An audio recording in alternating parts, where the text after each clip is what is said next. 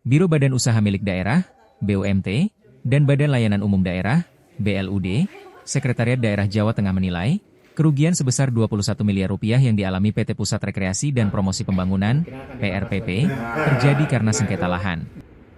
Unit usaha Pemprov Jateng tersebut tidak bisa berkembang baik karena persoalan sengketa lahan yang terjadi mulai tahun 1993 hingga 2023.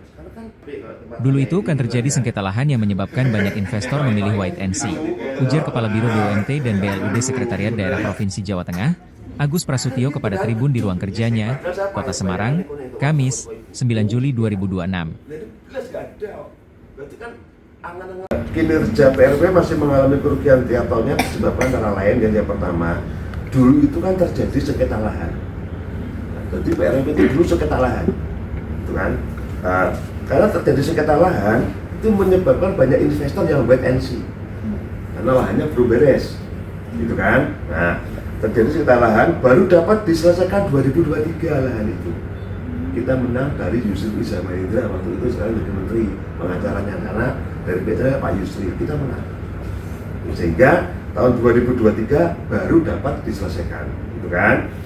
Nah, yang apa namanya sekarang sudah menjadi HGB murni ya, HGB murni atas nama PRP. Dulu dengan siapa nanti? Dengan PT Ibu. Nah gitu, jadi itu clear tanah itu di tahun 2023. Saat sebelum clear itu kan investornya kita melihat loh ini kan masih bermasalah ini kan gitu. Nah, sehingga murni kebanyakan kita hanya melaksanakan aktivitas-aktivitas yang seperti dengan lihat ya PRPP gitu kan. Nah kemudian Grand Marokoco seperti itu kan ya. Nah setelah itu dihantam lagi dampak COVID yang terjadi 2020 sampai dengan 2023. Pariwisata kan praktis lumpuh pada waktu itu.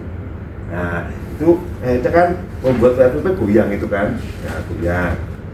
Terus pada tahun 2021 itu kita lakukan due diligence, kita ingin melaksanakan GCG yang baik terhadap perusahaan. Itu kan kita lakukan due diligence, audit uji tuntas dalam rangka peralihan badan hukum PRPP menjadi perseroda. Itu kan kita lakukan audit yang menyebabkan adanya pembentukan cadangan penyusutan aset.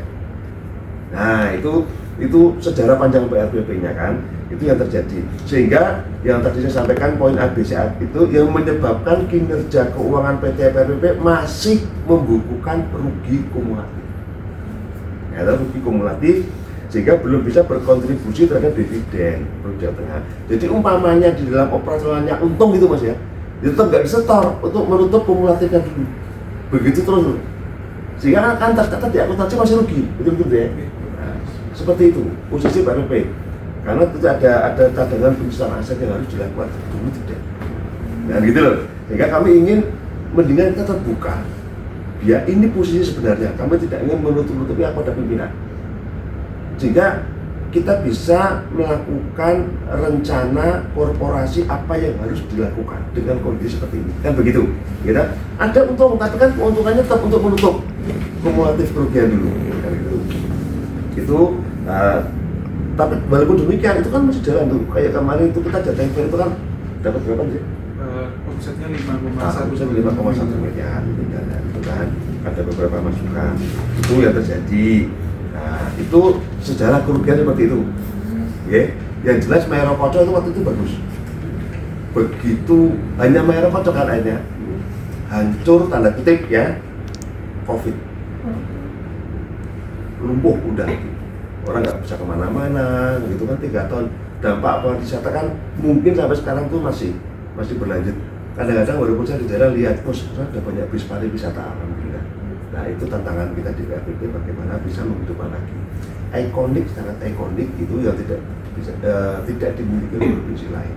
Nah tentunya kalau mamanya ada investor masuk pun dengan catatan tidak banyak merubah Jateng Taman Mini Jawa Tengah. Nah, mungkin akan kita